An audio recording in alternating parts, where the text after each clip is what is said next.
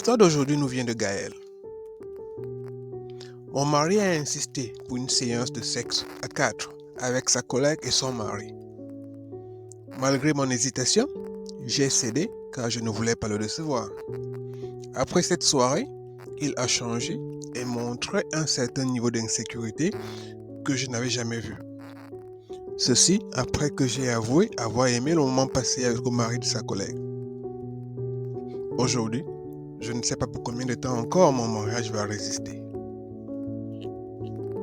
Cher grand mamito, je m'appelle Gaël, camère vivant au States depuis quelques années.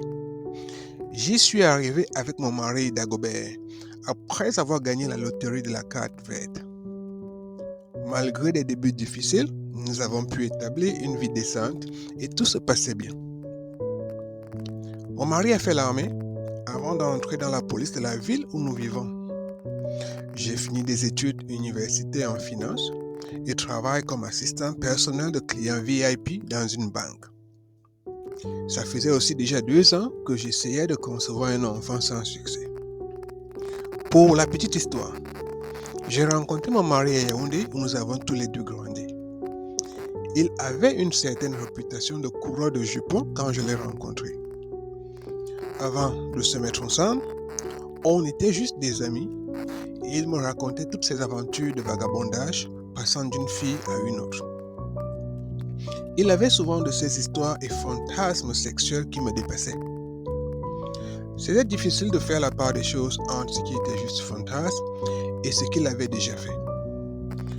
Néanmoins, avec le temps, il m'a rassuré avoir changé et notre relation a fini par aboutir au mariage. Depuis qu'on s'est mis ensemble, je n'ai jamais eu de doute sur son amour ou sur sa fidélité malgré son passé. Je repensais justement à toutes ces histoires quand de nulle part, il m'a fait une proposition choquante. Il avait une collègue policière qu'il connaissait depuis son temps dans l'armée. Apparemment, ils avaient fait l'armée ensemble. Cette dernière était mariée à un gars camère au départ, juste pour les papiers, avant que ça ne devienne sérieux. Cette dernière, que je vais appeler Jennifer, voulait qu'on organise une soirée d'échange à 4. Elle lui en avait parlé et il voulait qu'on en discute, et celle-ci en ferait de même avec son mari, qui s'appelle Richard. J'étais choqué et troublé par la proposition. Je n'avais jamais permis à un autre homme de me toucher depuis mon mariage, et encore moins imaginer voir mon mari en train de faire l'amour avec une autre femme. Et là, mon mari me proposait une séance où tout allait se produire au même moment, même endroit et en ma présence. Cette proposition m'a rappelé certains de ces fantasmes de l'époque. Mais, est-ce que c'était juste un fantasme ou alors une façon d'obtenir de moi l'autorisation de tricher avec sa collègue? Peut-être avait-il déjà une histoire en cours et était des amants. Dagobert m'a rassuré qu'il n'y avait jamais rien eu entre lui et Jennifer. Il voulait juste qu'on mette un peu de piment dans notre vie sexuelle. Il a insisté pendant des jours, usant de tous les stratèges possibles. J'ai fini par céder sous le fait de sa pression, car je ne voulais pas le perdre. J'étais convaincu qu'avec ou sans moi, quelque chose allait se passer. De l'autre côté, Richard, le mari de Jennifer, lui non plus n'était pas très enthousiaste avec ce scénario, mais il n'avait sans doute pas eu de choix. Il ne voulait pas perdre sa femme, ou plutôt le ticket pour sa green card, car il lui restait encore du temps pour obtenir la carte de 10 ans. Très rapidement, Jennifer a créé un groupe WhatsApp où tous les 4 étaient membres. Jennifer et Dagobert étaient les plus actifs dans le groupe et postaient des messages sans arrêt. Ils me donnaient l'impression que ceci n'était pas leur première fois. Richard et moi étions beaucoup plus réservés et nous limitions juste à envoyer des emojis comme réponse pour cacher notre disconfort. Une date a finalement été choisie comme jour J, où on allait se retrouver tous les 4. Jusqu'à la dernière minute, je pensais toujours que quelqu'un allait sortir et crier poisson d'avril et me dire que c'était une blague. Mais j'étais là debout et toute confuse devant cette porte. C'est avec un grand sourire que Jennifer nous a ouvert la porte. J'avais apporté une bouteille de vin qu'elle a rapidement mis au frigo. Après quelques plaisanteries et un dîner léger, et pendant qu'on digérait encore, Dagobert et Jennifer ont ouvert les hostilités. Ils étaient en train de s'embrasser comme s'ils avaient attendu longtemps pour le faire. Richard, quant à lui, n'était pas mal, mais un bon camère était tout aussi timide que moi. Mais, à force de discuter des choses du pays, on a fini par se sentir confortable l'un avec l'autre. Puis, je me suis dit que je n'ai pas voulu être ici, mais vu la situation, autant mieux avoir du bon temps. Bien fait pour elle. Mon mari a trafiqué, il a tout organisé parce qu'il voulait de sa collègue. Il faut le dire, c'est celui qui avait les plans dans la tête par rapport à sa collègue. Et il a fait la pression sur sa femme. Et bon, elle se dit, si je suis là, autant mieux en profiter et avoir du bon temps. Je me suis laissé embrasser par Richard et j'ai ressenti ses mains se balader sur mon corps avec une sensualité remarquable. Au bout de quelques minutes, nos langues étaient enlacées l'une à l'autre. Il faut dire que Richard savait bien ce qu'il faisait et il m'a fait jouir plus vite que d'habitude. C'est aussi à ce moment donné que j'ai eu l'impression que mon mari et Jennifer s'étaient arrêtés pour nous observer en action.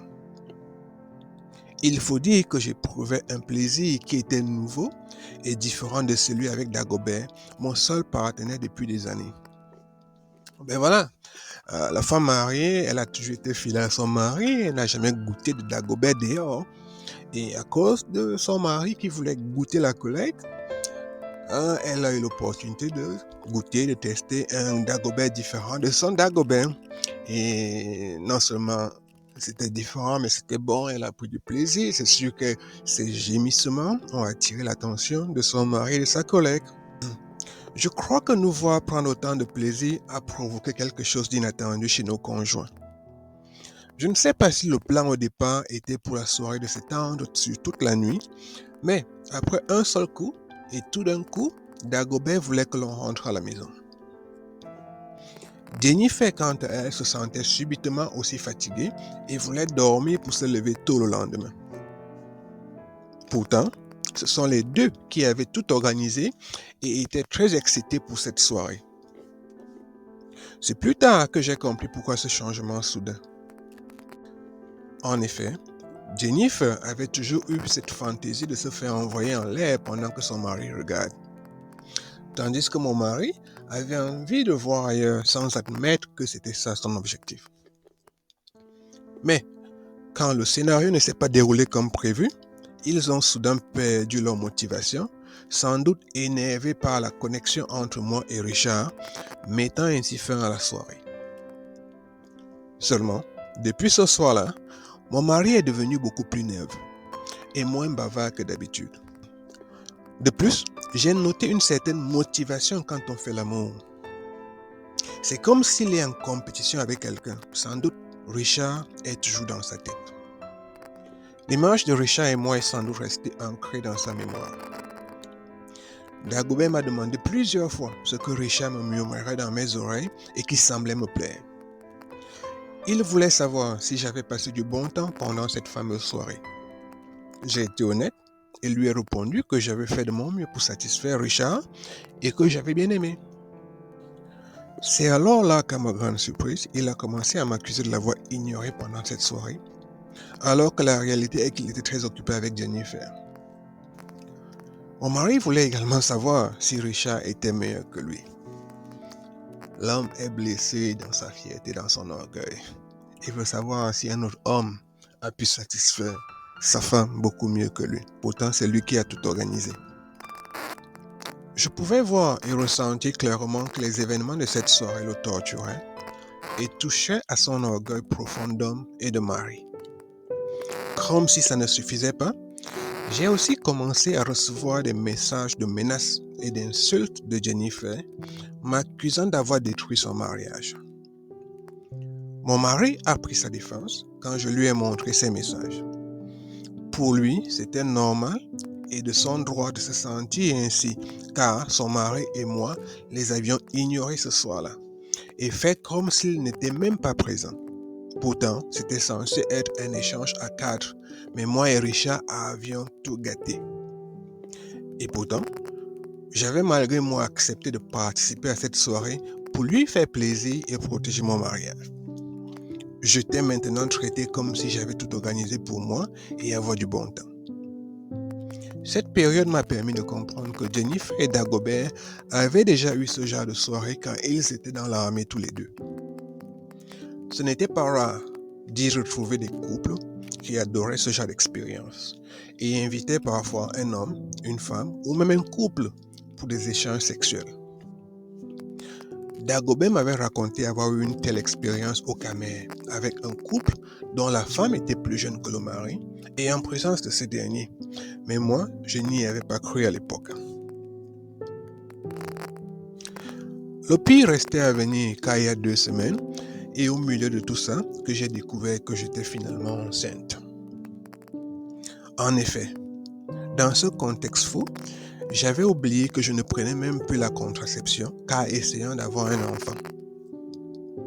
Et selon mes calculs, la date à laquelle je suis tombé enceinte se situe aux alentours de cette fameuse soirée. La probabilité que Richard, et non mon mari, en soit le responsable est élevée. Dagobert est au courant de cette possibilité et a du mal à se contrôler, réalisant la gravité de la situation. Je vis ma grossesse dans une anxiété que je n'avais pas anticipée et prie chaque jour que mon mari soit le père de mon enfant. De l'autre côté, Richard le Cameroun m'a appelé tout triste et déprimé car son mariage est en train de vaciller. Sa femme est au courant de ma grossesse et est furieuse à l'idée qu'il soit le père, alors que tous les deux n'ont pas encore d'enfant. Il est surtout inquiet par rapport à ses papiers, car c'est Jennifer son sponsor. Sans divorce, il peut devenir citoyen américain dans quelques mois. Je me demande si mon mariage survivra, si le test d'ADN montre que Dagobert n'est pas le père. Merci de m'avoir lu. Le coin du grand mamito. En résumé, nous avons ici 2 personnes qui ont eu envie de s'envoyer en l'air, mais au lieu d'aller le faire directement sans en parler à leur conjoint, ont voulu amener ceci dans un plan A4. Et dans ce plan A4, ils allaient pouvoir s'envoyer en l'air sans se sentir coupable de quoi que ce soit d'avoir triché sur l'autre. Malheureusement pour eux, il se trouve que leurs partenaires, malgré eux, ont aimé la soirée. Et le fait qu'ils aient aimé le temps passé ensemble semble avoir causé des regrets.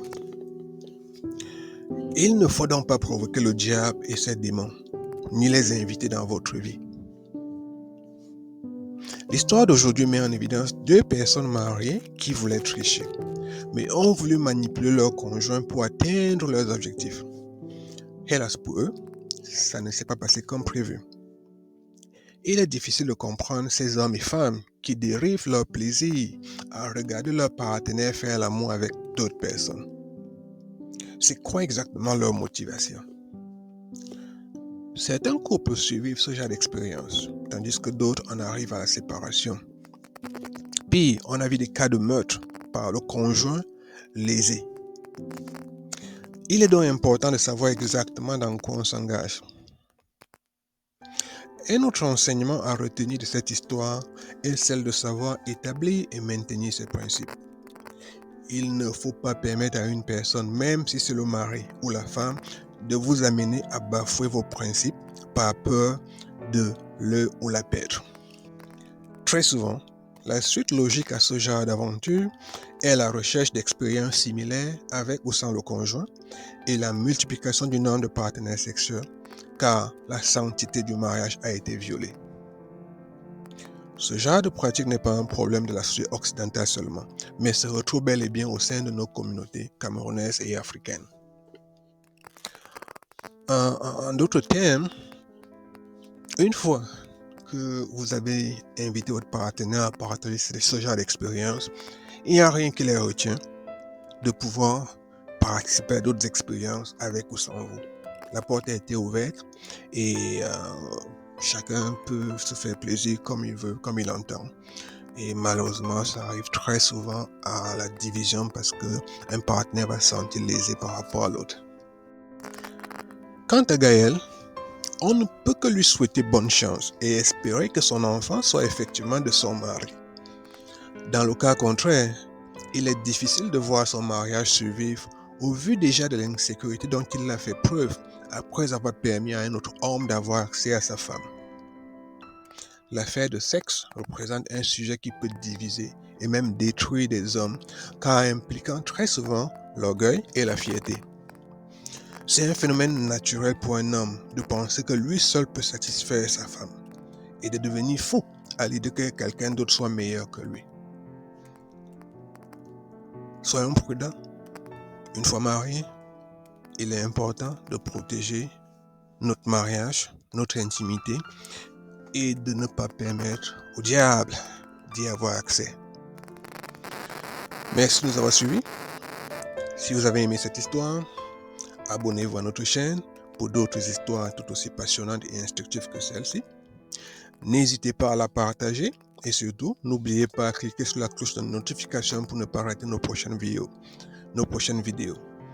N'oubliez pas aussi à vous abonner à notre page Facebook où vous pouvez participer à nos questions et être au courant de la sortie prochaine de nos nouvelles vidéos. Grand Mamito, l'incontournable, à très bientôt.